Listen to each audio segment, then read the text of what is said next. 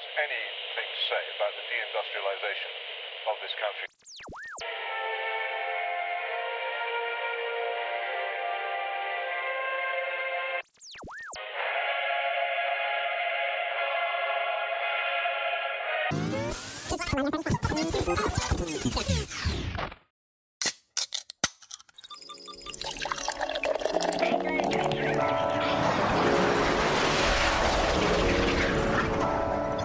Georgian townhouses on the moon, the highest GDP per capita in the Milky Way. Small modular reactors under every village green. This is Anglo-Futurism.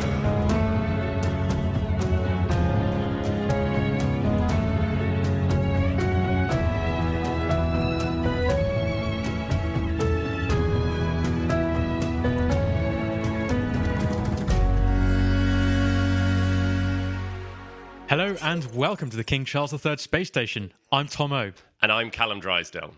Our guest today comes well equipped for the KC-3, already familiar with an institution and a place of work with a beautiful facade and an asbestos problem. Stepping out of the airlock now, welcome Dan Tomlinson.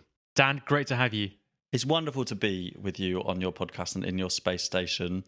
One of the moments in history that I'm most inspired by, I actually just read a book the other week about, was the Apollo 11 mission and the flight to the moon, and that we wouldn't be in our space station if it wasn't for those pioneers who in the space of 8 years went from nothing to something amazing happening. So yeah, very excited to be up here with you in space. What about the Apollo missions gets under your skin? Well, definitely the oratory of the president in that amazing speech he does.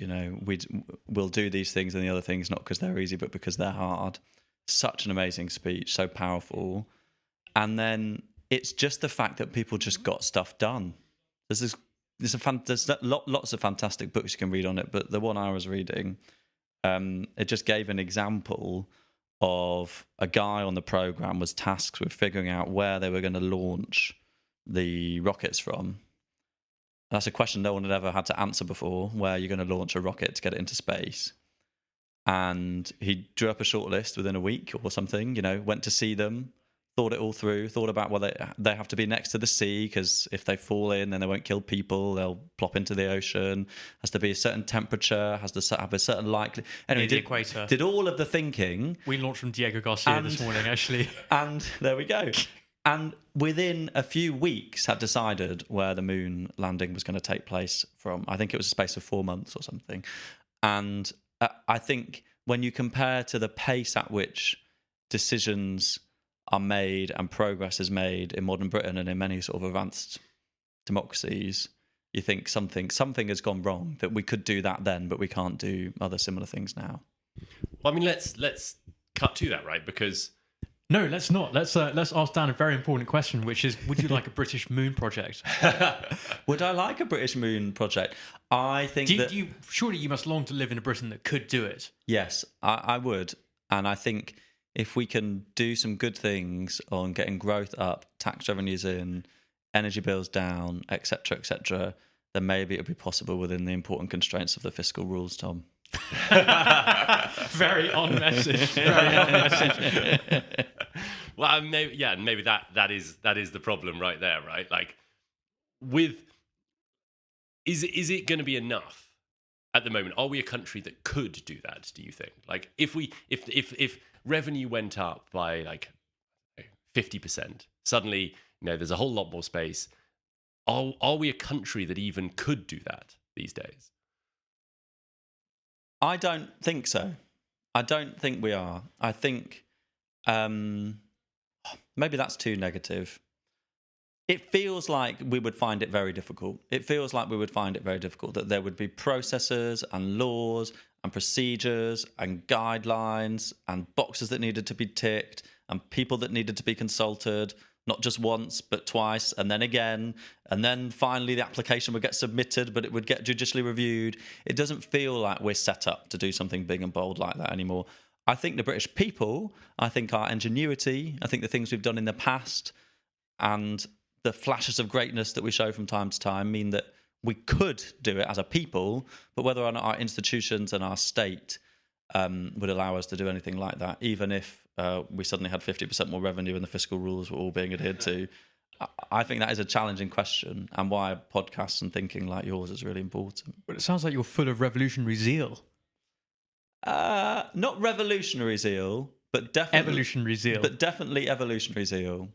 And I think I don't think I'm on my own in that among the newly elected members of parliament on the Labour side. I can't talk for MPs in other parties, but we have lived through, as normal everyday people, Britain's relative economic decline over recent years. We've seen it.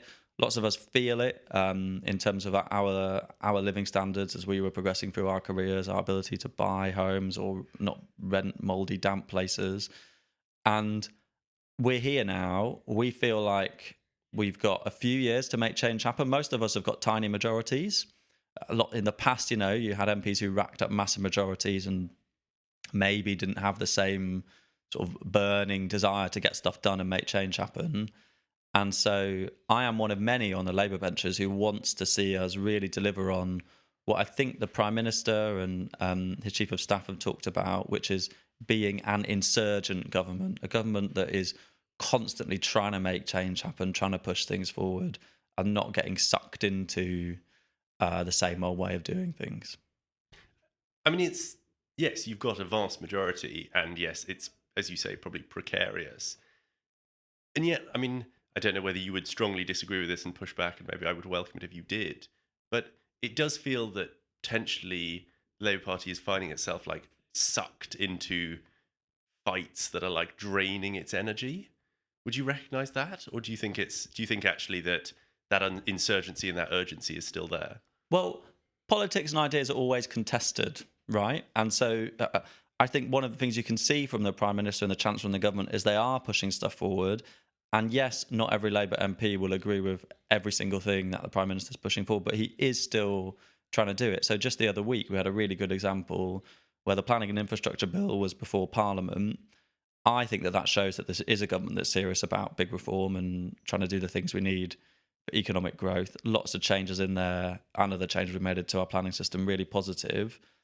There were some Labour MPs who were opposed to it. They proposed an amendment. I think it would have wrecked a large chunk of the bill. I stood up in the chamber and disagreed with my colleague on it.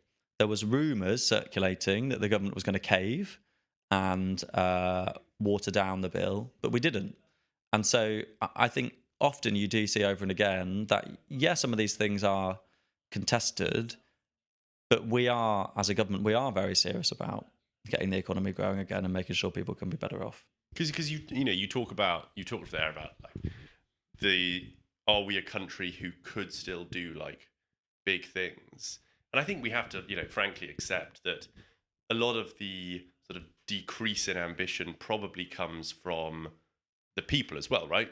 Like the people were opposed to the Planning and Infrastructure Bill because they don't want more building, they want more nature or more environmental sort of protection. They see those as in like direct competition.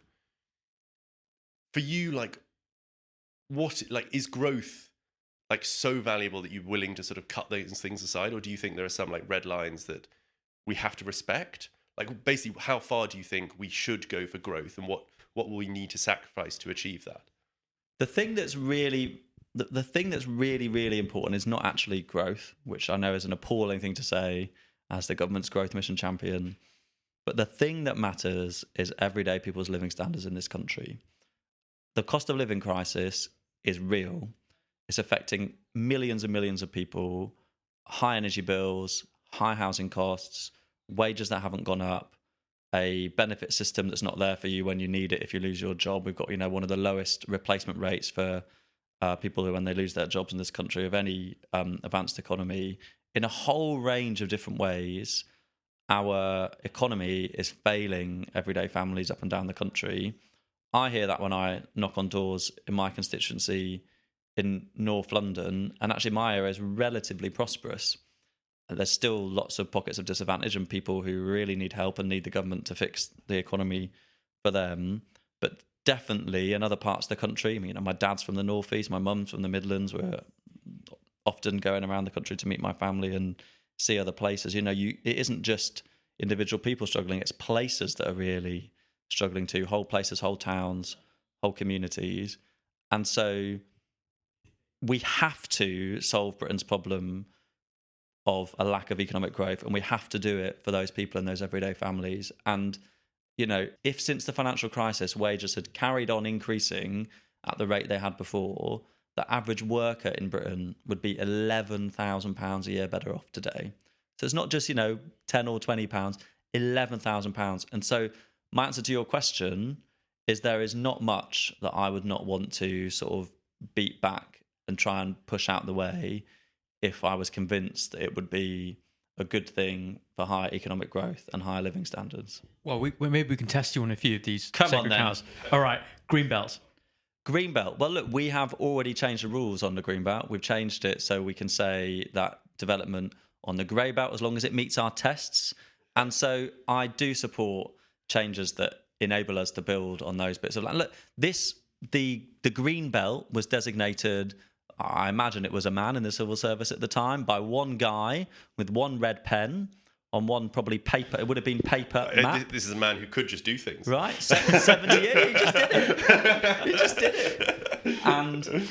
And I think it is right to look again at that and to look again at that in a way that is proportional. And I think what people think of when they say politicians are up for having a conversation about greenbelt building is that they want to build on the beautiful green open space that's not what. I mean, a lot of the greenbelt is like actually quite horrible, isn't it? that- It's like abandoned petrol stations. Yeah, And things. and there are these sort of apocryphal but actually real examples of abandoned petrol stations and disused shrub land and bits that were inside the red line that was drawn 70 or 80 years ago that really no one really likes and should be developed on.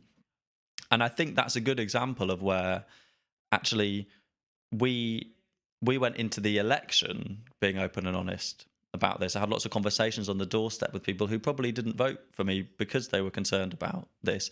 I explained that, you know, the field behind your house, I'm not going to let a developer come along and build on that. But that we would find ways to enable more building in the places where we need it. So there we go. That's your answer on that one. All right, here we're thrusting another sacred cow into the slaughterhouse. Fracking in Lancashire.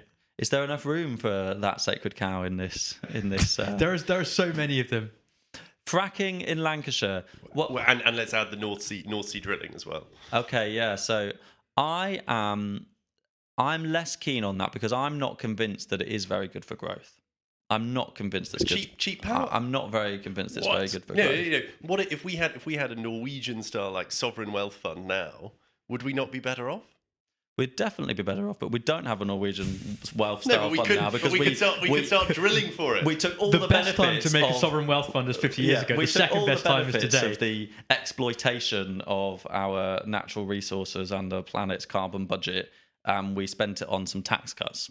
We could have spent it on something like a sovereign But wealth we fund. could still be doing that now, couldn't we? The thing is, we do know that climate change is real. I was on a TV show with Richard Tice the other day who denied that it was real. We do know it's a real thing. We do know that there's a carbon budget and a limit to the amount that the world can emit. And I know what you and your listeners are thinking, which is China doesn't give a damn about this. They're emitting a lot more than us. But given that, and given the political imperative, by the way, which is the things that the Labour government were elected on, I am sort of comfortable with us not reopening those decisions. We've said we're not going to shut down drilling in the North Sea. We're just not going to issue any new licenses. And maybe, you know, and this is, we could talk a bit about this if you want, but you are in the room with a politician. And actually, I am aware that I wasn't elected to Parliament, because of the 20,000 people in Barnet knew the ins and outs of my thoughts on economic growth and how important I thought it was.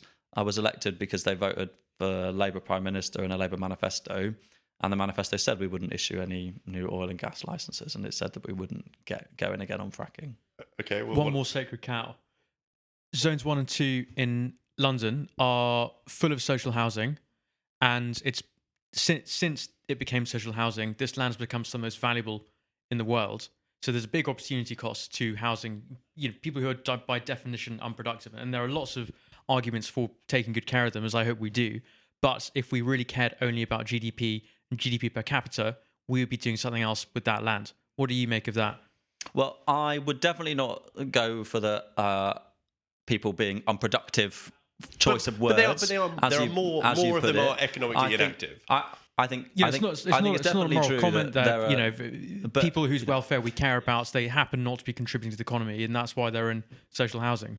my answer on social housing in inner London, and this is something that I hope the government will look at really closely, is what can we do to properly regenerate these social housing estates? There are a lot of social housing estates in Zone 1 and Zone 2 that were built in the 1930s or after the Second World War that are not dense at all. They maybe go to 3 or 4 stories, some probably shockingly even lower.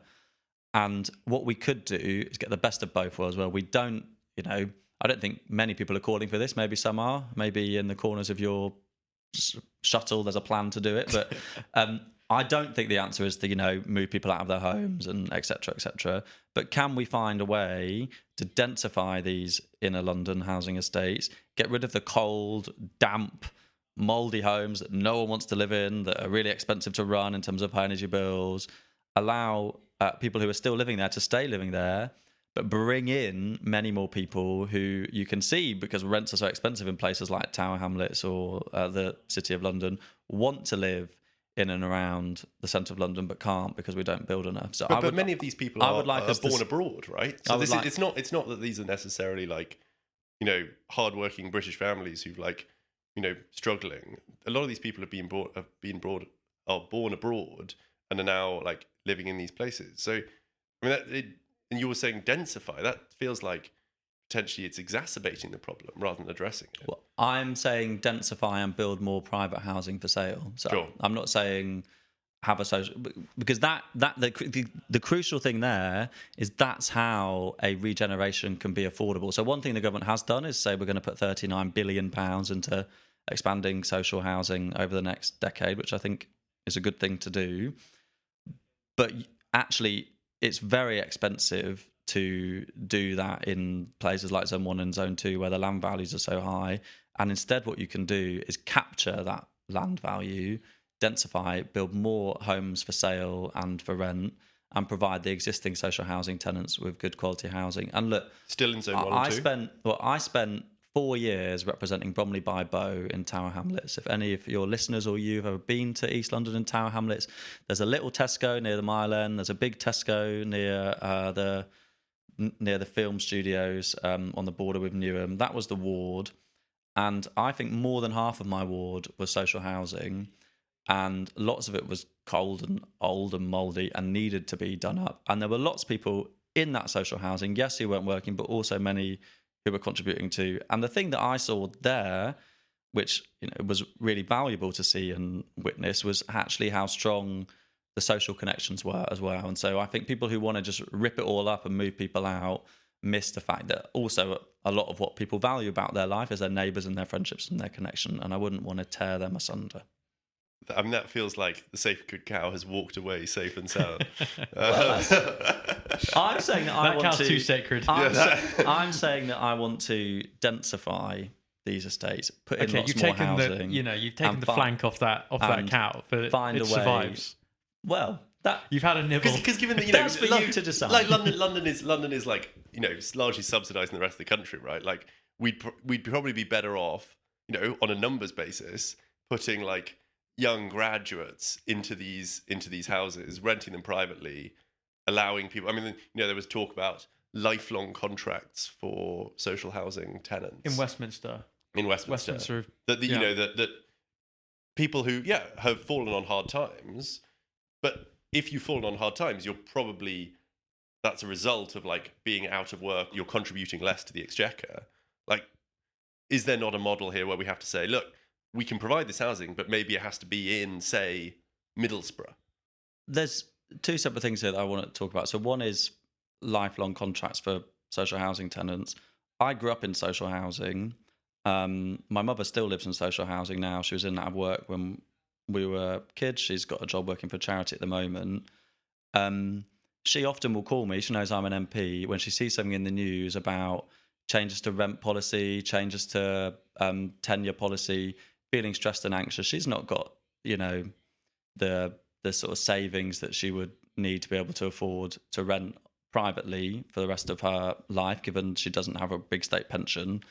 And so I actually think it's okay and a good thing to be offering people security of tenure. I think we're trying to do that in the private rented sector. And I think of the uncertainty that many people who don't have many financial or physical assets and the good that giving them that certainty can bring.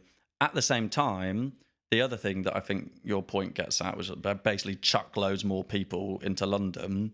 I think that this is like a big economic debate, which is worth having, and one I've spent a long time thinking about, which is how much is the answer to Britain's growth problem to just sort of double London and the southeast, and your marginal pound of public or private investment through whatever means direct it there, or how much is it about trying to find a way to grow and expand the productivity and size of cities outside of London and the southeast?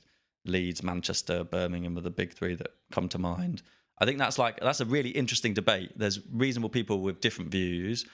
Over time, I've come to the view, and I've come to this even as a London MP, that the best route is to have higher investment in places like Leeds, Manchester, and Birmingham, because part of the challenge of London's high housing costs is that if you are a young grad who wants a great job, 8 times in 10, you will look to London and the southeast.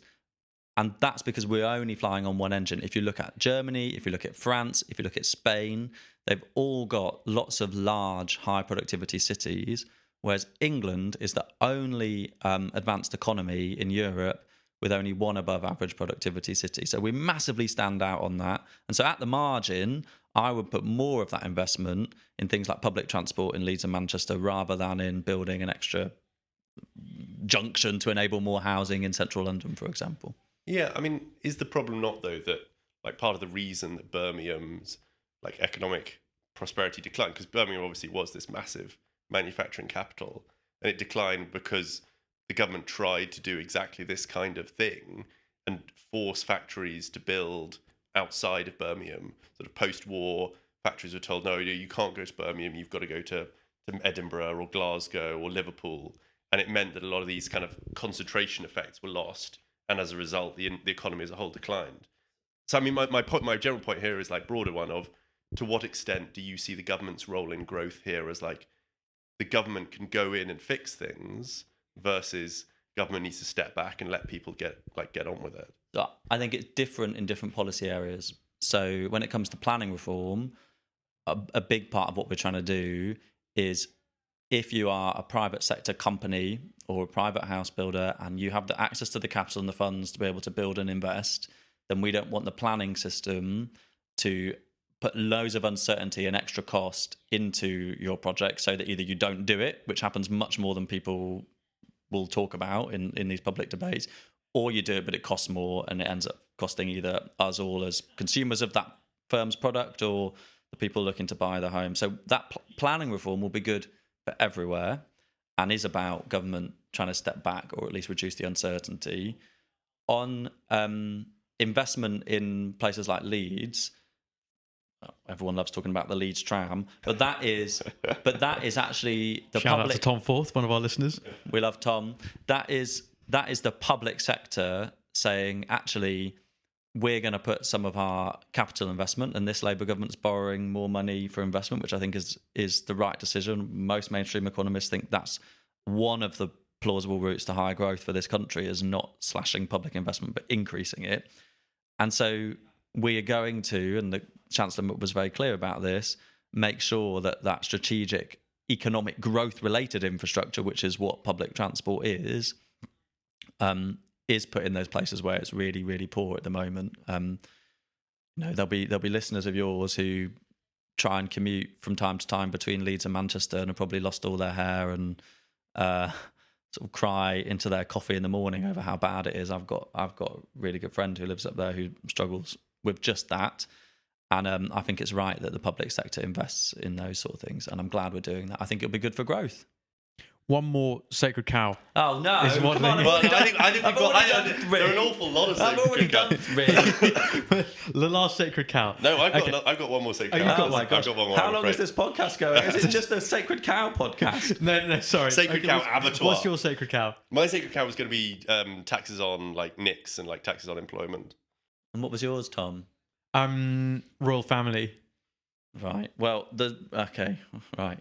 The royal family. What Yeah, do you well- mean the royal family? Yeah, what do you mean the royal okay, family? so- no so- splitter. No. So by suggesting this is sacred cow, I'm not saying, as with social housing, I'm not saying we want to get rid of it. But I want to tease out where you think the trade-off lies. So imagine that there's a very thorough cost-benefit analysis, and it discovers that actually the royal family is a big net loss to the taxpayer. Was it funded by the anti-monarchist think tank pressure group? Yes, but we can trust them in this toy scenario. God, Tom, I don't recognise you. This is a toy example. Well, here we go. I don't want to But burn down the social housing. I don't want to get rid of the royal family. But I want to see whether Dan would, if it were a big drag on the public purse. So you know what's fun about this? This is a good example because it's a bit more light-hearted. No, I wouldn't, because I really like the royal family. Some things are more important than growth. Yeah, there you go. I actually, I am a royalist. I think it's a good institution. I think the British Constitution works better with it than without it. I don't like the idea of big radical change just for the sake of it. And so even if you told me it would boost economic growth if we swapped the king for David Attenborough or whoever would get the position, I don't quite know how it would work. I would say no, because some things are more important than economic growth. I also wouldn't believe the study. I think that probably, and this is like an interesting thing that I'm sure your listeners and you think about. One route to faster economic growth is like massive disruption and the creative disruption that comes from big turmoil. Arguably, one of the reasons why the American economy has done better since the pandemic is because the way that they protected people was actually just big cash transfers rather than the furlough scheme. So it enabled more reallocation of labour between jobs. It's probably one of the reasons why the American economy is more productive overall, because there's more reallocation happening. But at the same time, I do think long-term respect for institutions, the things that have been here that a long time, that, you know, aren't big barriers and blockers to growth, it's like a good thing, and we shouldn't seek to tear everything up in pursuit of our aims. Very respectable. There's one more heaving heifer waddling in, isn't there? That Callum's tugging on. Well, I was going to ask about like taxing employment. I mean, I suppose it's more of a general question of like, who drives growth? Like, is it companies? Is it workers? Is it people? Like in the country in general? Is it consumers? Like, what's your model? Like, which group do we really need to kind of boost and let go and let work to drive that growth? I think it's probably a bit of all of them. Business leaders and people with capital to invest, people with good ideas that they've translated into big companies. Of course, we need them to be able to grow.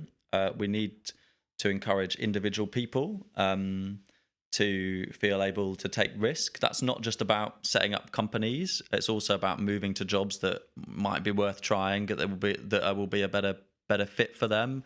They'd be more productive in those jobs if they took the move. It's part of what some of our employment law changes are trying to do as well.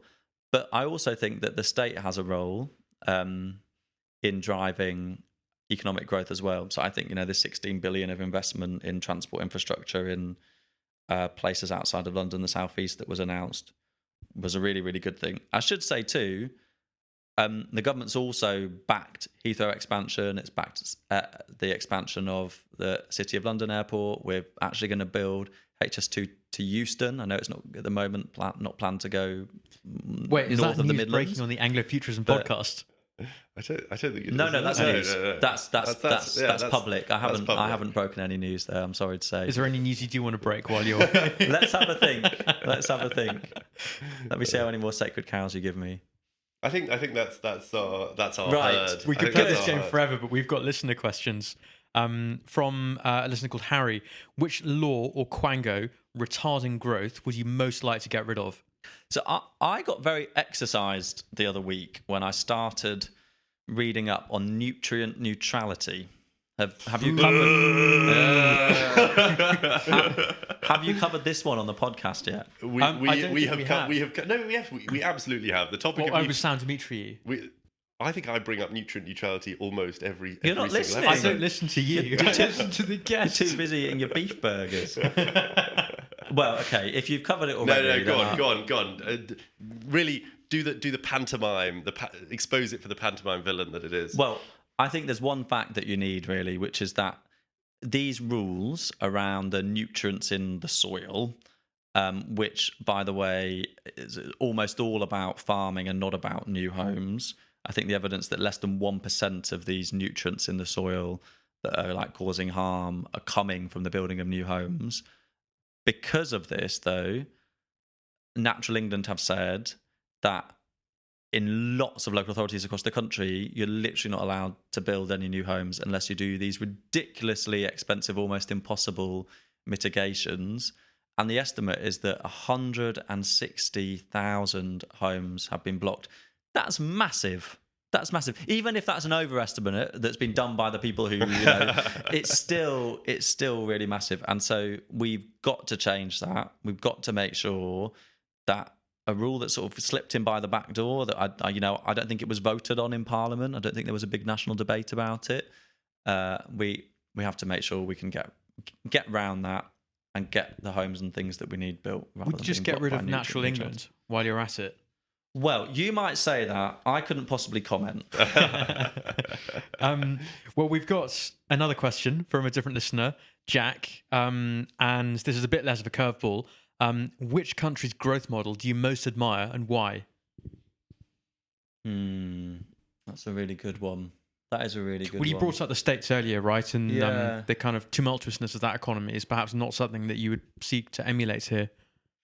No.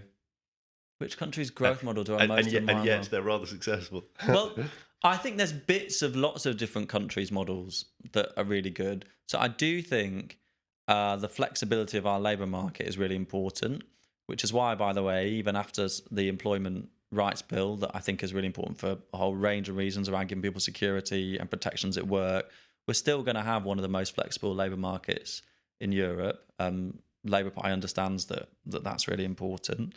I think probably I would take some of the culture from America, some of the way in which people don't look down on people with big ideas or who want to start their own thing or strike out and try something new. I feel like sometimes our culture is a bit sniffy about that in the UK. So I would take some of their culture, not their really insecure working practices. I would take some of the strength of the French state. So there are clearly some issues with the French model, but I do think when you read about some of the ability for them just to get stuff built or their amazing high-speed lines that they get built, I think the ability to get stuff done, as we were saying, I feel like the French have got that a bit better than us. Would you take their overmighty unions? Well, perhaps you wouldn't call them overmighty, but would you take their strong unions as part of the bargain? No, I think we have a better industrial relationship set up here. I'd much prefer a situation where individuals make choices about whether they're in a union and not sort of big collective bargaining. I think in France there's a very, very low rate of union membership. It might be only about 10%, but the collective bargaining coverage is just massively higher. And I think actually the UK model, where the coverage broadly reflects people's individual choices about whether to sign up to a union, is better. And then I would take some of the flex security from some of the Danish, some of the Nordic countries like Denmark and Sweden, where, and I touched on this earlier, where if you lose your job in those countries, you get a bit more financial support, which I think is helpful, so people don't fall into destitution if they get made redundant, which you do here in the UK if you don't have any savings. As I say, lowest replacement rate among basically all advanced economies.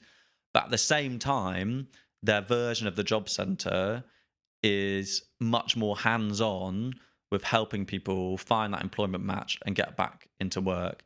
and hours, particularly if you've got sickness or disability, basically just walks away from you and says, goodbye, here's some cash, we'll leave you. And I think actually reforming our system so that we can help and support people move into work with with health and disability, but also people who don't have conditions that might make it more difficult, I think that would be a good thing as well. So I would sort of pick and choose. I don't have a favourite country. How about you two?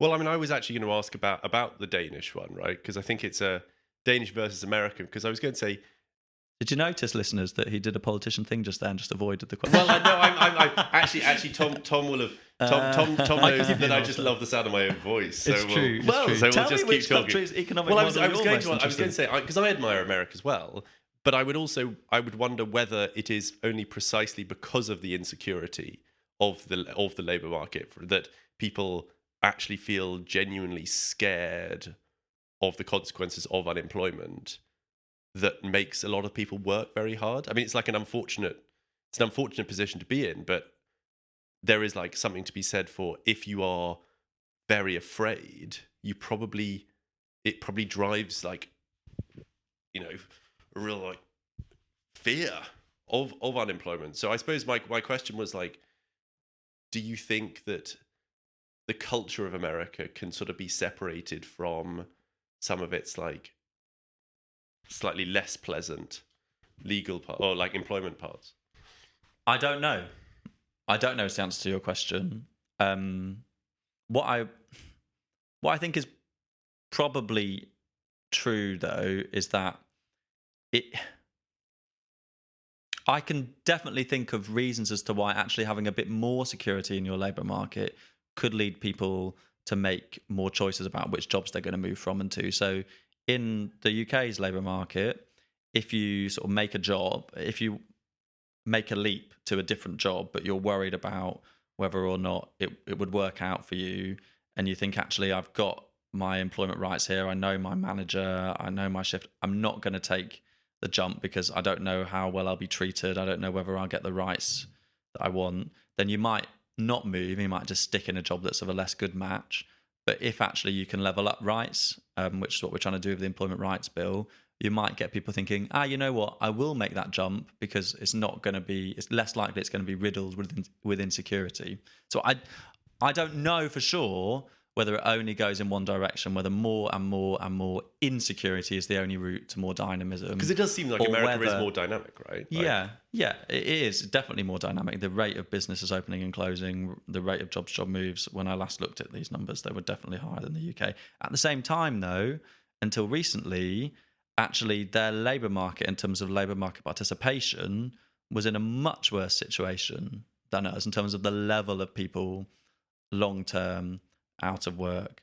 And so I think don't just look at the unemployment rate figure. The overall participation has consistently, it might have changed since the pandemic, but for decades has consistently been higher in the UK. And so I think that there probably is something as well about if you drop out of the labour market entirely and you can just get stuck in a sort of cycle of doom of being far from work, far from employment. In America, you've got hardly any social security support, and then you just don't engage at all. Whereas part of what the Nordic countries try and do, part of what I think our system is doing and could do more of, is trying to keep you connected, keep you in touch, and help you get that match. The other thing that's really important to be aware of is that I think, you can fact check me on this, listeners, but broadly, my understanding from looking at the well-being data is that basically people aren't very happy in America. So if you look at a given point in the income distribution, I think that basically we're a bit happier. And maybe that's like, maybe if you were fully 100% growth robot person, you would say it doesn't matter. We're not interested in happiness. We're interested in how much you earn and how productive you are. I'm not there. I think that we should value happiness too. Yeah, it seems important to me. It's difficult to point it purely to employment. Yeah, rights, totally. Right. Totally. They have a very kind of poor social fabric as well. Like it's basically not nice to be out and about in like any American city. I wouldn't know. I've only been once 10 years ago. One day I'll have to go back. Yeah, well, this touches on a bigger picture thing, which I know has been a source of political debate in recent months, which is the Labour government took the decision, the Chancellor took that decision in that first budget after the general election to put up taxes to fund public services. We spoke about the £22 billion black hole, which I think was an important argument to be making about unfunded commitments in year. But broadly, there was a political choice that the Labour government made, which is to say that some of the things in this country that do not work are things to do with the state and the public services that a government provides. And either you can increase taxes to fund them, so fewer people are sick because they're waiting for treatment on the NHS, fewer people leave school without the qualifications that they need because we literally have PE teachers teaching maths. I love PE teachers, but they're not trained to teach maths, et cetera, et cetera. And so we made that political decision to increase taxes to fund our public services. And I think that's part of what people want to see as well. Obviously, there's questions about growth and the interaction between tax rates and level of economic growth. I think probably those questions are overdone. Lots of other countries that have higher levels of productivity and GDP per capita have higher tax rates. Other countries, like America, are on the other side of the spectrum. But that was a choice that we made, and it was about some of the things that you're talking about social fabric, and is the state there for you or not? Yeah, again, it's a trade-off, isn't it? There's a dial between growth and social fabric, and we've just got to choose where we land. Yeah, and I think the Labour government is broadly making the right choice on that. And I think people get very obsessed with change rather than level. Like, it was a £40 billion tax increase. The state is, I think, 1.2 trillion is the size of the UK state. So we should. It's often a bit difficult to step back and think about the overall size of these things. But isn't something going really wrong when it becomes a bigger and bigger share of our GDP every single year, even though by most metrics the NHS is getting worse? I mean, this is the biggest sacred cow of all, right? Clearly that system is not working, and yet nobody here in Westminster. Sorry, we're not in Westminster. We're in space, but we're looking down on the Palace of Westminster, and nobody here seems to be proposing a particular way of reforming the NHS because everyone is so scared of the voter reaction. Well, let's see what comes out in the 10-year health plan, which I'm sure you'll read cover to cover when it comes out, I think later this month in June. But Wes Streeting, I think, has talked really clearly about this need to move from hospital, where actually treatment more expensive, towards community, and from analog. I think the NHS is still the biggest buyer of fax machines in the world. The digital, we're trying to do more with the app so people can book and unbook appointments, get the information that they need. And then also a shift from treatment to prevention and public health interventions as well. I think he's shown that he's serious about reform. Making that decision to abolish NHS England, which again it was another example of the Tories doing something that's not very Tory, where they set up what had become, I think, Wes said it was like the biggest quango in the world, which took away the democratic accountability for those who wanted to hold politicians to account for the state of the NHS, and duplicated a whole load of functions between the NHS England body and the Department of Health. So let's see what comes of that. But I wouldn't accept the view that this government isn't serious about reform of the NHS, because we know that we have to reform it if it's going to last for the long term. It can't just carry on as it has. As you say, it's been going up and up as a share of spending. I believe that it's around half of all of the day-to-day spending of the government now goes on the NHS. But under Blair, that was closer to 35, 40%. So it's gone up a lot. And I think one trade-off implicit within having an NHS is that it's important to us as a country that everyone gets the same service, and it's generally free at the point of use. Now, it might be the case that if we were to consider kind of healthcare units and we were trying to maximize the amount of good health available to the whole country, that number would be at its biggest if we have a different system, right? So I don't know, if people get to pay for it, for instance, that might leave some people unable to access healthcare, but most people the majority of people getting a better service. But I here would- we're valuing equality of outcome, possibly above performance. And I'm not making a normative claim here, but this is a trade-off that we are making as a society. So I wonder what your take is on what the appropriate trade-off there should be.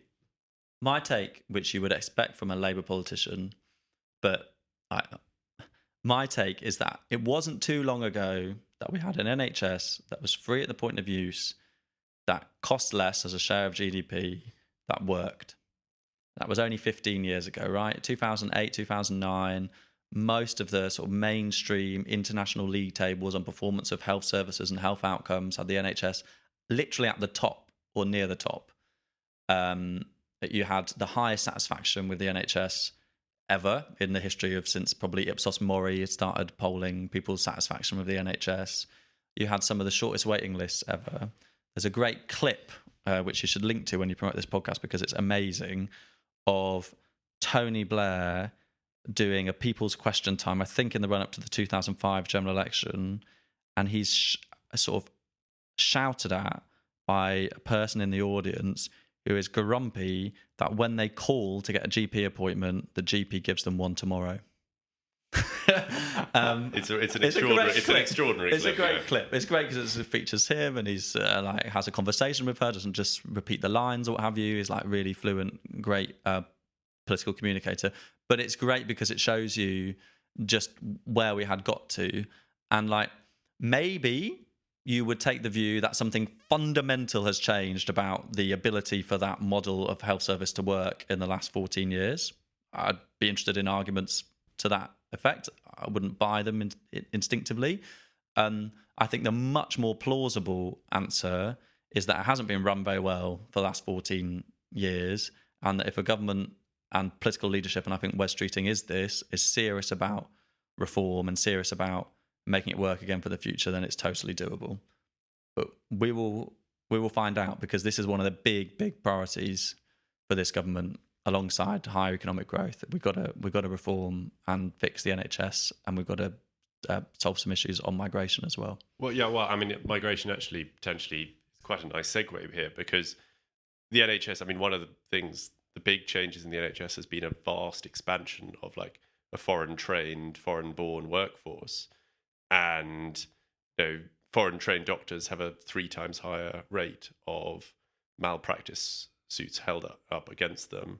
And I think there have been big increase in people feeling sort of disappointed or dissatisfied by the ability of nurses to even sometimes just communicate with patients. Recently, the government's also announced that it's cutting funding to nursing sort of courses at universities and for midwifery training. I was wondering what sort of your view was on the role of immigration in sort of a growth-focused country, and whether you felt that the sort of model of more immigration means kind of GDP goes up, whether you felt that still held, or whether you, I don't know, had changed, maybe had a different view to maybe the Conservatives who preceded you.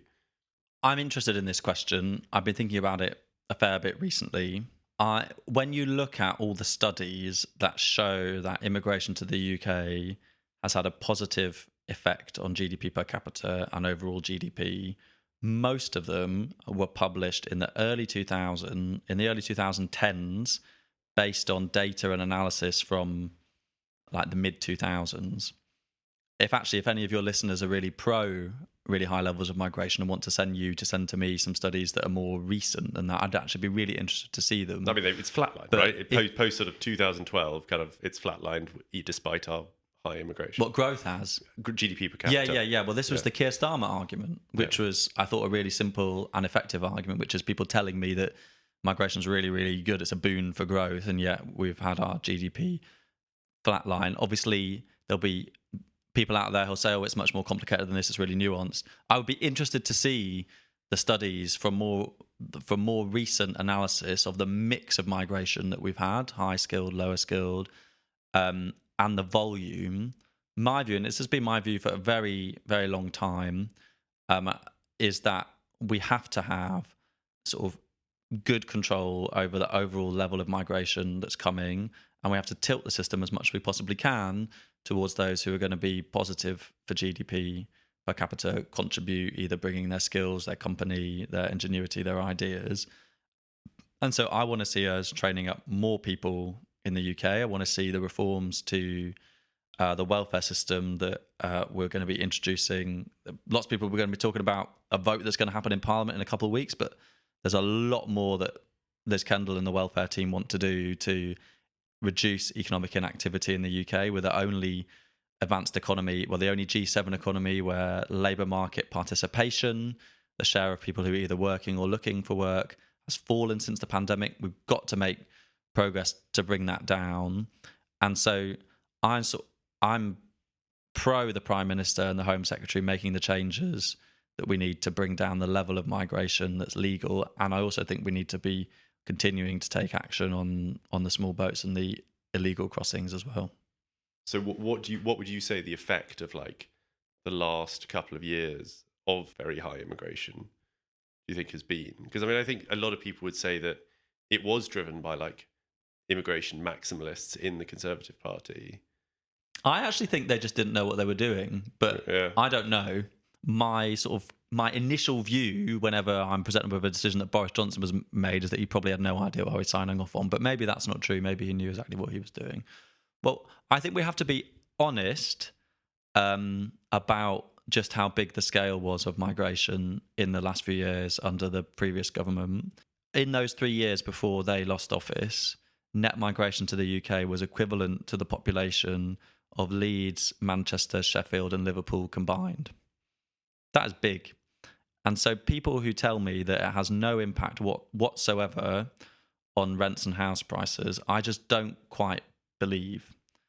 Again, I'd be really interested to see thoughtful academic research that tells me that a population of Leeds, Manchester, Sheffield wouldn't have an impact. I'd be really interested to see that. But I think that, and I think that people like me who are on the centre left, you can tell there's some things that I'm a bit lefty for you too. Tom used to have long hair, so really, actually, you might be the centrist here. I want to keep social housing in central London. Oh my gosh! People like me on the centre left have to be comfortable with having a conversation about the impact of high levels of migration, and then doing the things that we need to do to bring it down. So it's come down already from that high of almost 1 million. It's at 400,000, the most recent data. And the government have proposed a whole range of new changes that were announced alongside the speech the Prime Minister gave a few weeks ago. But I hope this is something that we will keep looking at because I don't think it's a clear-cut thing of much higher migration leads to much higher economic growth. Probably, my view is that it probably isn't a big impact either way on GDP per capita. But that there are impacts on sheer volume, 900,000 net in 1 year, on the impacts in particular places, public services, and housing where demand for those goods is at its highest. But it's more than an economic thing, isn't it? I wonder what the feeling among the Labour Parliamentary Party is about this sense people have, including some of our listeners, that the numbers have been so high that inevitably the culture is changing, perhaps faster than people would like. And there's also a sense from listeners and the public that they didn't sign up for this. Like, people didn't sign up to kind of become a minority, an ethnic minority, for instance. Like, no other country's ever done that. But I wonder whether this is still considered a sort of like tawdry, low status view among people in the Labour Party. I think that my colleagues and I are really cognizant of the need for a whole range of reasons to bring down the level of migration. It was way too high under the last few governments, and we need to bring it down. I think we've got to be a bit careful about this discussion about ethnic minority, because so many of the people who are British, who are British through and through, might not be white, but they might have two parents that aren't white. And I think some of the online discussion wants to other and exclude that fantastic, young person who is, he's a wonderful British citizen and part of our country and shares all of our values. And my worry with some of that discourse is that effectively it's too simplistic and a bit wrong, to be honest, to be othering and excluding people who I feel, I'm a white British guy, but there is so much that I have in common with people from a whole range of different ethnic minorities who are, as British as me. And so I don't think the Parliamentary Labour Party or the Labour Party is thinking about things in those terms like some of the people who you've got in your head might be thinking about it. But we are definitely cognizant of the need to show to the British public that we get the issue on migration and that we're willing to make progress on it. I think that's why the Prime Minister made the speech that he did. And I think it's why you'll see the Home Secretary talking a lot about not just legal migration, but also illegal migration and the need to reduce the small boat crossings too. With that, shall we go to a break? We will return after a short word from our sponsors.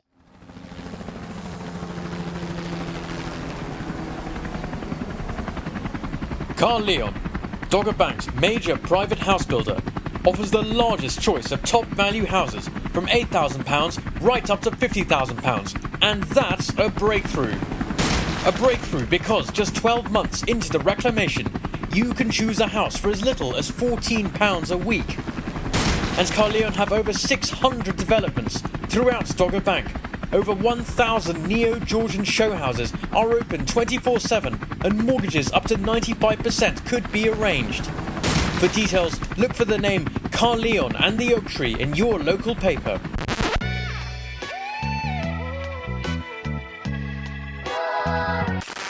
Listeners, welcome back. We're here with Dan Tomlinson, Labour's growth champion.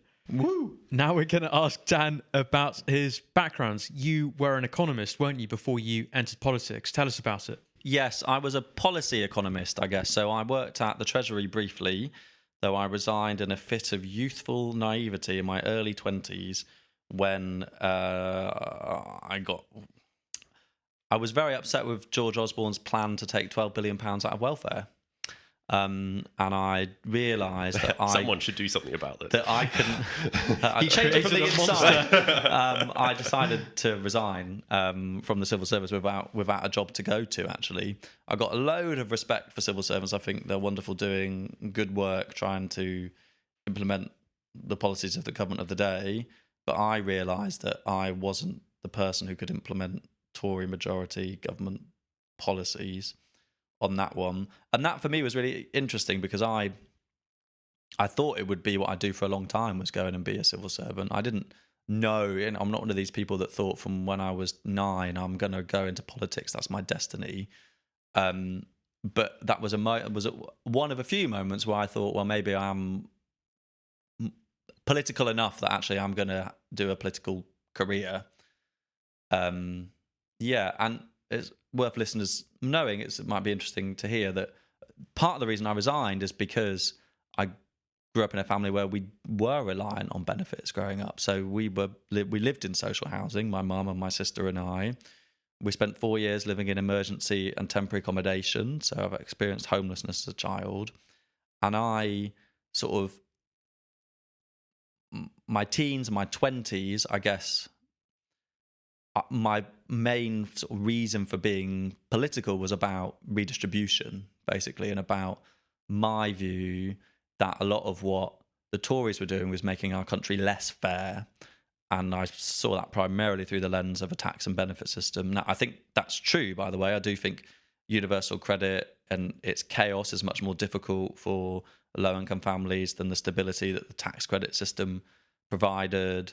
I do think they made some wrong decisions on tax when they could have, rather than, they did most of the austerity through cuts to public spending. I think it was 80-20.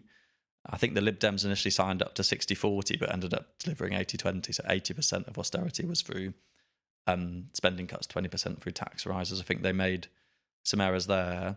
But what has happened over in my late 20s and into my 30s as I've become more and more sort of seized of the need to get economic growth again in the country so that we can make people better off and have that space to do the redistributive politics that was the thing that first sort of pulled me towards Labour. So, yeah. And you were elected last year in Barnet, the seat previously of Theresa Villiers. How did you turn that round? She was, of course, a Conservative. Well, and vociferously against house building, I think, is the key fact.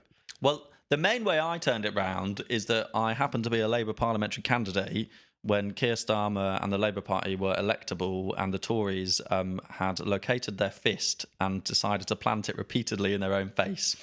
So I think it's worth individual members of Parliament and parliamentary candidates being self-aware enough to know that they were worth a few hundred votes, maybe 1,000 if they were superb.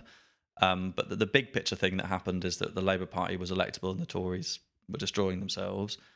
The demographic, this is sort of a sort of bitter irony for the Tories in North London, is that because they've opposed so many homes across the country, and particularly in and around London and the South East, one of the reasons that I won is the long-term demographic trend is that more people in their 20s, 30s and 40s are living in Barnet. This is a bit parochial if your listeners don't live outside London, but are living in North London and having to spend 40 minutes commute on the Northern Line rather than living in Clapham or Camden or Islington, where they might have been able to afford to live a few decades ago. So if Theresa had allowed a bit more building, even in inner London, she would have kept her seat. And it's worth sort of reflecting on the fact that I became an MP in this constituency against someone who was clearly anti-growth and on a Labour manifesto that was clear that we were going to make reforms to our planning system, that was clear we were going to prioritise economic growth. And, you can draw your own conclusions from that. But for me, I think that shows you that we do have to keep pressing and keep going on with the reforms that we need to make, because not only did we get support for it in the election, but we got big support for it in lots of seats across the country, and biggest majority since Tony Blair. He's got a smile on his face. Yeah. Rightly so. And you, as we say, are growth champion of this government. What does that role entail? What does that role entail? So each of the 5 missions that the government has an official backbench champion. It means that I get to talk a lot about growth to my parliamentary colleagues. I've been hosting some sessions on it and on why it's so important internally. It means that from time to time, journalists, I don't know whether you call yourselves journalists. I'm certainly a journalist. Alternative media. Yes. People in the media will send me a Twitter message and say, will you come on my podcast or will you come on my TV show? That's actually our most recent Meet Cute. So the other night, for example, Newsnight, we're doing a thing on spending review, so they asked me to come on in part, I think, because of the role I've got. So it's about communication internally and externally, and then also what I'm enjoying about the role, and I think this, all MPs can do this, but particularly I'm able to do it on this area, in particular on growth, is being able to reach out to special advisors, to ministers, with ideas and thoughts about the growth mission and how we can make it as effective as possible. Right, so despite being a very new MP, you actually get to shape the government's approach to growth. Well, to help shape it. I wouldn't want to overdo it because there are 400 backbench MPs and we've got a whole bunch of really good ministers and talented civil servants who'll be providing them with advice. But definitely there is space for, either in the sort of private meetings that happen within the Parliamentary Labour Party, raising things, asking ministers for meetings, sending in notes with sort of ideas of things that we could do, and I'm doing some of that. I should be sort of honest with your listeners, who probably would hope that I would spend 100% of my time thinking about growth. That obviously the role of an MP is really, really broad and varied. And one of the things that I love most about my job is actually serving the great people of Chipping Barnet. I imagine not many of them are listening to my podcast. If you're a constituent of mine and you're pro-growth, you have to drop me an email and you've been listening to this. But there is a lot of good work to do in the constituency as well, that as an MP you'll spend the back half of your week doing, and your evenings and your train journeys in trying to reply to as many casework emails as you can. And then there's just a whole range of other things that you might want to do. So, for example, we're recording this on a day when Foreign Secretary is about to go and make a statement to the House about what's been happening in the Middle East. I think it'll be important, if I can, for me to go in and listen to that and try and ask a question about my constituents who are in either Israel or Iran, or their relatives are, and who want to get out. And so that's not about economic growth, but it's a really important part of being an MP and our representative democracy, that we sort of touch on all these different things. I'd like to ask, if I may, and this might be a little uncomfortable for you, but let's push on, is you say about that question of like redistribution was the thing that really drove you into politics, and this question of fairness. I suppose I'm interested in, and I think this will then lead into questions of how Labour is going to bring growth, but redistribution to me and fairness, it seems to me that there's like a contradiction there, in terms of a lot of the people who are like generating the growth in the country are probably the people who are then getting very wealthy. Would you disagree with that? Would you say that like the growth or the economic like activity happens at the workers level, or would you say that actually it's, you know, the companies are generating it, but we still, for fairness' sake, should redistribute money to those who are in need? If you look over the last sort of 5 decades of British economic history, and you put on a chart, and I love making charts, if you put on a chart GDP per capita and household income growth, they move in line with one another decade to decade. They grow by maybe 20, 30 or 40% every decade, and they broadly move in line with one another. And that's the same with wages as well. And what that shows you really is that when you get economic growth without any redistribution, without the state doing anything, lots and lots of people get lots and lots better off. That's the story of actually the 1970s, which I know is often associated with industrial strife, but it's the story of the 60s, the 70s, the 80s, the 90s, and the 2000s in this country. Massive social mobility, massive progress, enabled not really through a big redistributive state, though there's some fantastic things like the foundation of the NHS that will have helped provide that sort of foundation that you need from a state, but was enabled through economic growth and rising prosperity. So the first thing, and this is what I was getting at about that sort of shift in where I sort of put my gaze, still really care about sort of redistributive justice, as it were. But I think the first thing you've got to do is get your economy growing so that people who are able to participate in the labour market and get their income from their work are able to do so and get more from it because they live in a more productive country. And maybe you could say now about like, how are we going to achieve this growth, right? Because I mean, we've had people on this podcast in the past who've talked about automation, people have talked about AI, people have talked about building infrastructure. What do you see are, you know, marginal pounds? How do we need to spend them? I mean, you've talked already about like regional infrastructure. Where should we be developing it to get growth, not just for sort of 1 year, 5 years, but sort of 100 years into the future? Yeah. So this is a really good question for me, because I genuinely and sincerely think that the Chancellor's got this one right. So it is worth looking at some of the speeches she made before and since the election. She talks about sort of 3 big pillars around the growth strategy. So the first is stability, the second is investment, and the third is reform. And I think if you look across the piece, I think it is the most plausible strategy for growth that this country has. So the first is economic stability, where that's essentially trying to avoid any of the fiscal, the sort of public spending melodramas that we've had in recent years. That's part of why we raised taxes to fund public services rather than borrowed for them. And it's part of why Chancellor's made this commitment around making sure that she'll stick to the rules that she's set out. I think that is a really important foundation. You speak to people thinking about investing in our public debt, they appreciate that change in approach and that seriousness. Gilts are still very high, though. Gilts are still high. They're high internationally. Higher than the Liz Truss period. Well, yeah, they are high here, and they're high in other countries.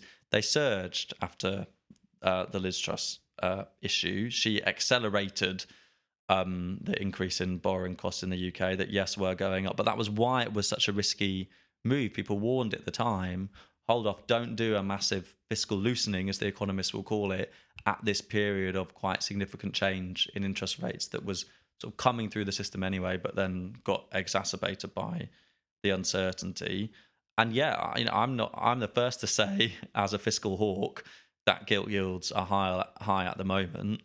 That's why we have to make sure we make some of the reforms that we need to make to our public services. We talked about Natural England.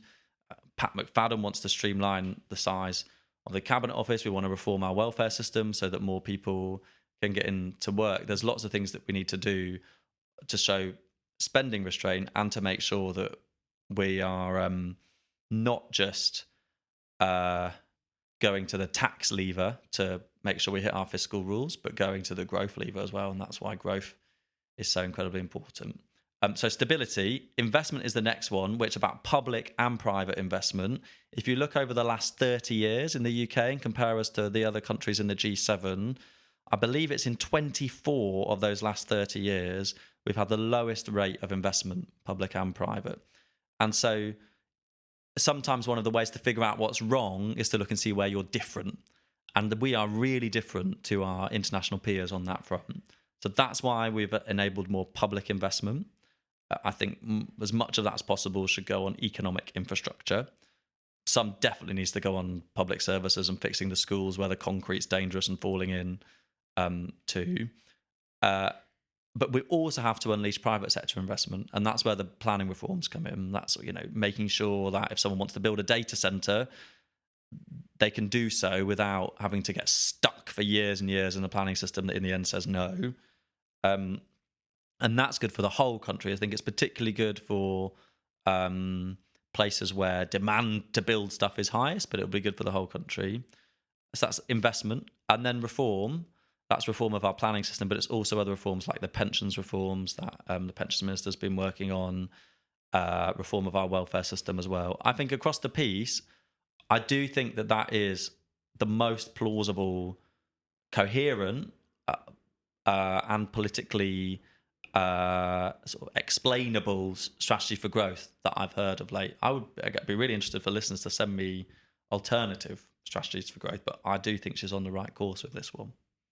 We actually have some ideas for growth that we've generated Come on, ourselves. Okay, so Dogger Bank. What? Dogger Bank in the North Sea. Yes. Is seabed that happens to be very close to the surface. Yes. And this is why we can build lots of wind turbines. We can build lots, but wind turbines so aren't much that more. productive. So our quant. Just to say, listeners, they've both got the biggest smiles they've had. I have no idea what's about to come, but well, you haven't been listening to the Anglo Futurism podcast because our young quants, Duncan McClements and Jason Housenloy, wrote a paper for the Anna Smith Institute in which they advocated for the creation of a whale-sized artificial island on Dogger Bank, which would, humanity knows how to do it. That kind of thing gets done, like in the Netherlands, love in China. Yeah. Crucially, it would create a bit of land where we did it in Kent, I think, hundreds and hundreds of years ago. Yeah. Well, there you go. So we could create this land. It would immediately be very valuable, but there aren't any NIMBYs on it, and so we can create. We can build new towns from scratch. We can actually have infrastructure with nobody crying about it. We can do cut and cover rail lines because there wouldn't be any houses there first. So we can build future-proofed transport system. We could do sort of 8-story beautiful buildings because they had no NIMBY, so we could pre-plan it.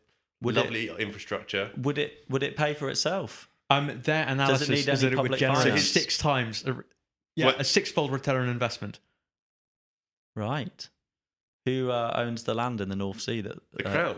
The Crown. The Crown. Oh, well, this is why. Okay, so this is why Tom's not keen on the monarchy. It's all coming clear now. No. We're wildly keen. We want to empower the king to create this new whale-sized island on Dogger Bank. I think he might be up for something like that, right? He's very pro. Was it Poundbury? Poundbury. Yeah. Beautiful, sort of close to our hearts. Create streets types infrastructure and housing. But why don't you write to the king? Oh, we do every day. Although Actually, to be fair, there are reply. fewer policy suggestions and more just praise But and there's declarations. some. What's this large file of letters that you've sent to the king over here? We're just on our way, but there's a serious point, which is that it's possible to imagine that previous iterations of the British state, with today's technology and historic attitudes towards getting stuff done, would actually have built the island. Would you, if you had, say, you were prime minister and you had a massive majority, would you be looking into things like that? Yes.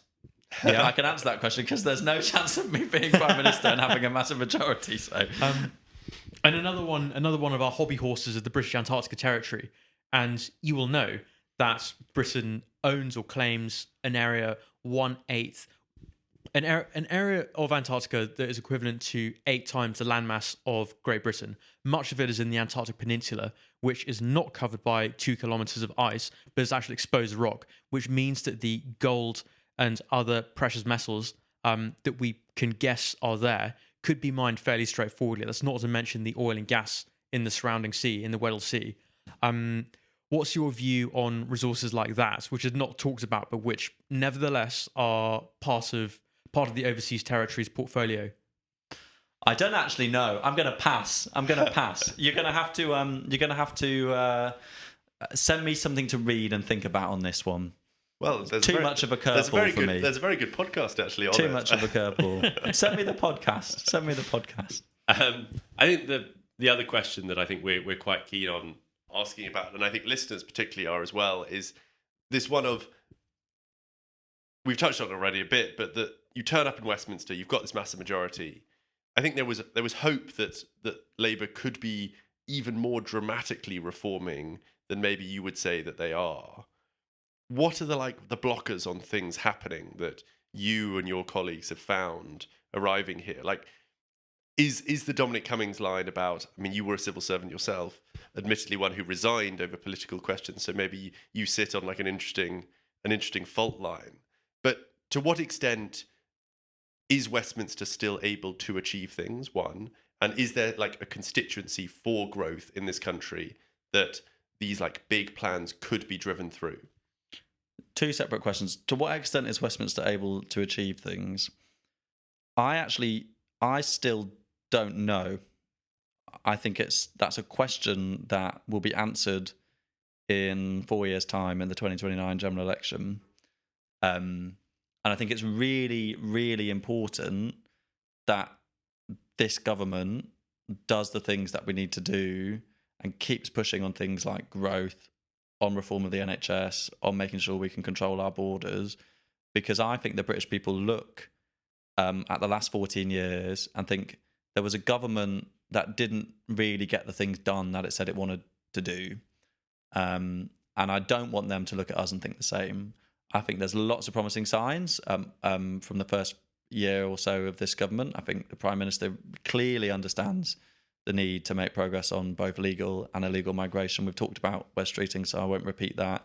And I do think the pro-growth majority in the Parliamentary Labour Party is actually underappreciated by people outside Westminster. That planning bill was radical. The changes that we made to the NPPF, the National Planning Policy Framework, were radical. The OBR said they would add £7 billion to GDP, would provide £3.5 billion more in tax revenue. That is one document where we changed some words in it, and that's what the OBR said. And so there's more coming later this year from the Housing Minister and from the Deputy Prime Minister on housing and planning and policy reform. He's talked about these NDMPs, National Development Management Policies, or getting into all the technical weeds here. But I hope we'll see much more boldness and ambition, and that this isn't the sort of end this first year. We're like, okay, well, we've done many of the things we said in our manifesto, steady as she goes. I hope that we just keep cranking up the lever and the intensity on our ability to get stuff done. Probably one observation for you is that I do think that bandwidth is a real problem in Westminster. You know, you've got 100 ministers, each with quite big portfolios. You've got the Prime Minister who spends a lot of his time doing a whole range of different things. So much on foreign policy, so much on domestic, so much on comms, so much on managing the party, managing the civil service alongside.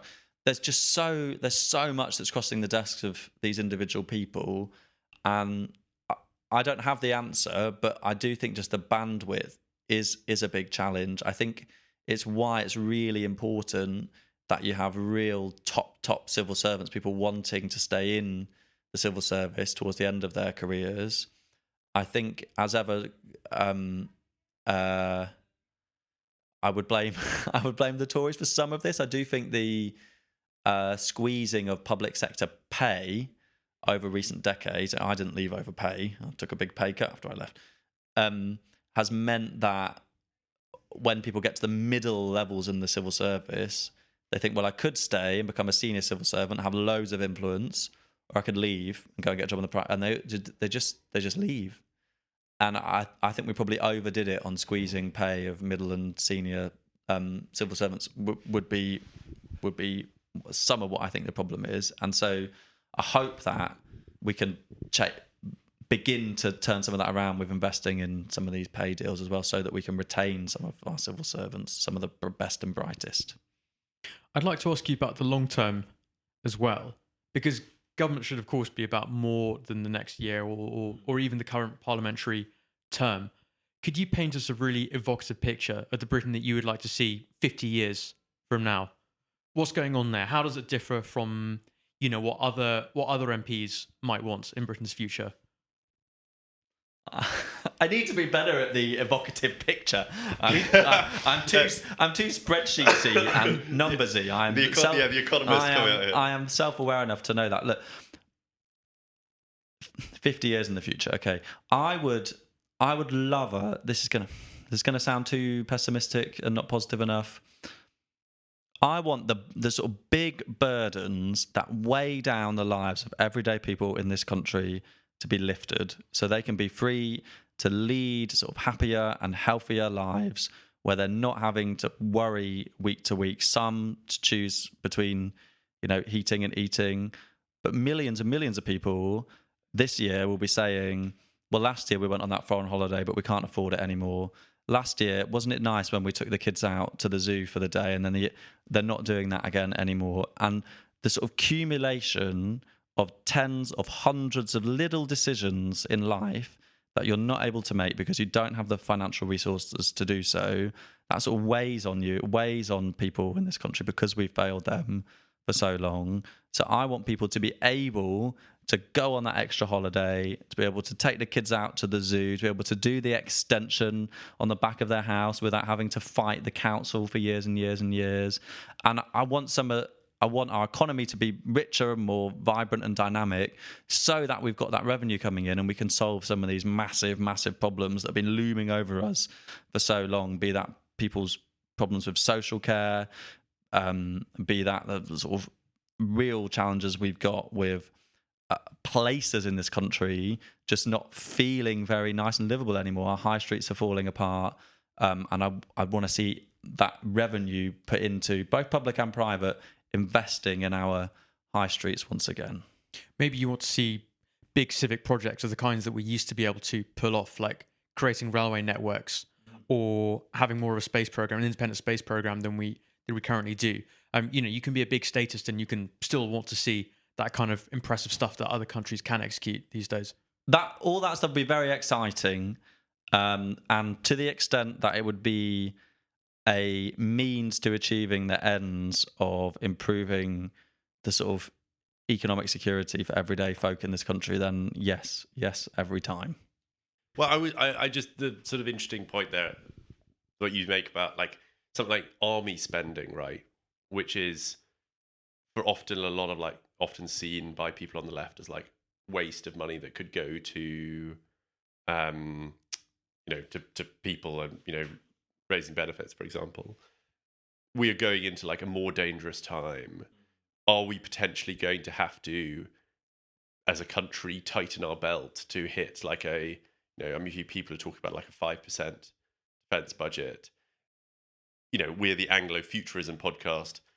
which is both futurism in the tech sense, but also just having a future, which requires being able to defend ourselves. I think that there is a real clear link between that question and the need to have higher prosperity for everyday families, because I don't think that we will have the political buy-in for big, tough decisions on defence and security that we may or may not need at some point in the near or distant future.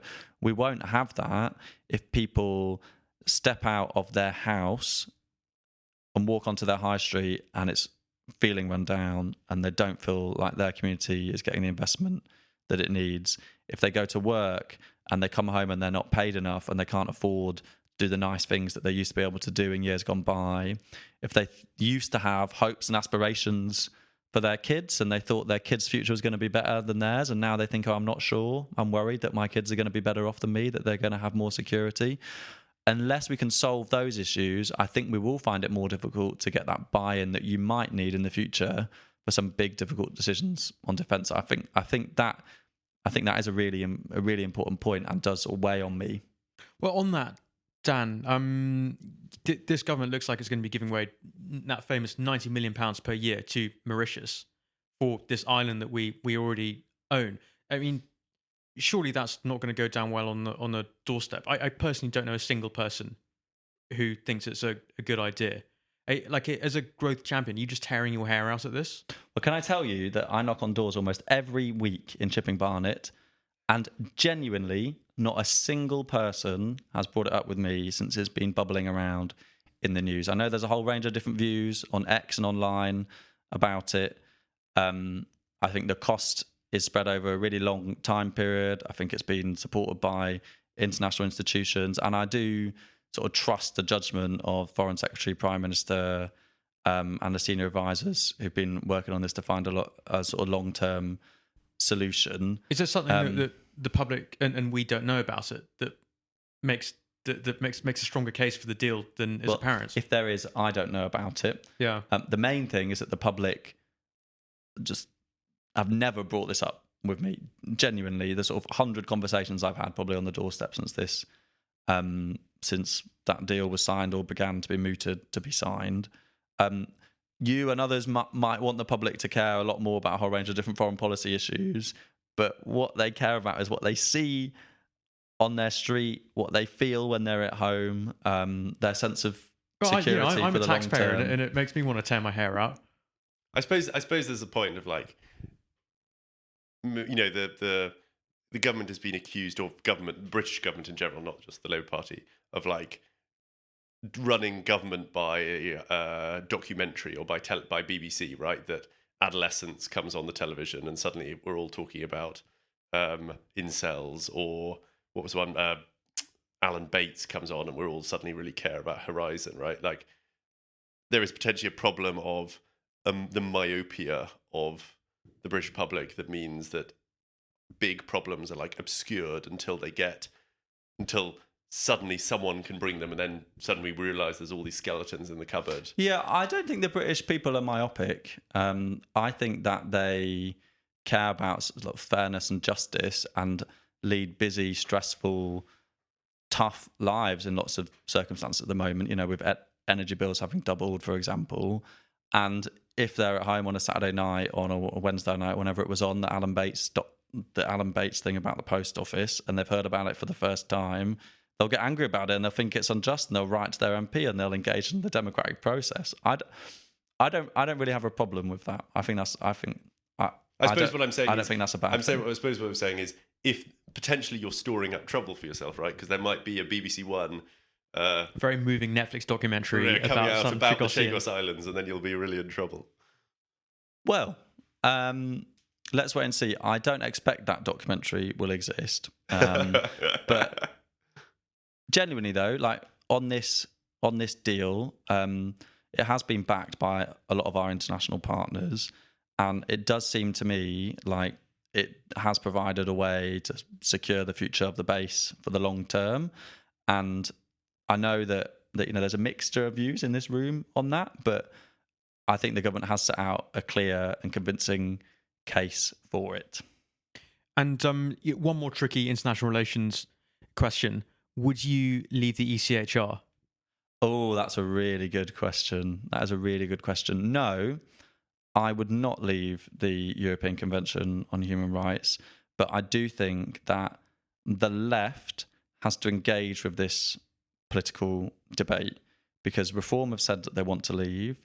Kemi Badenoch, I think, she's asked a lawyer to have a look at it. I imagine he's going to come back and say leave. So I think the next general election, one of the plots within it will be the right in Britain saying that the European Convention on Human Rights is a blocker to some of the things that the British people want. And either the left can say it's perfect in every single way, we don't want to change it at all, and sort of not engage with the debate. Or we can say, well, no, there are some things that we might want to change about it, and we're actively involved in making the changes happen. So I think that the most obvious examples that people talk about at the moment are Article 3 and Article 8, which are used as defences by foreign national offenders in the UK when the Home Secretary attempts to deport them. And Labour, the Home Secretary, Yvette Cooper, said she wants to look at Article 8. The Attorney General, just a few weeks ago, did a speech where he essentially said these laws aren't set in stone and we should be open to looking at them. And then the other week, 9 European leaders, some on the right, some on the left, wrote a sort of public letter to the court saying the modern world, high levels of migration, this needs change. And the court didn't come back and say, no, never. I think Alain Berset, I don't quite know how you say the guy's name, the guy who's like the top person at Strasbourg, basically said, all right, let's have a chat.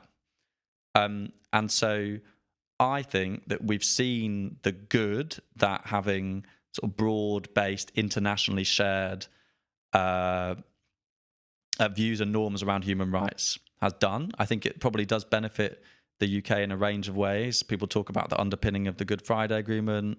I think that there's a question about the extent to which could the UK have plausibly got the deal with the French that we've recently got, where they're going to start intercepting the small boats in the water, which they hadn't done before.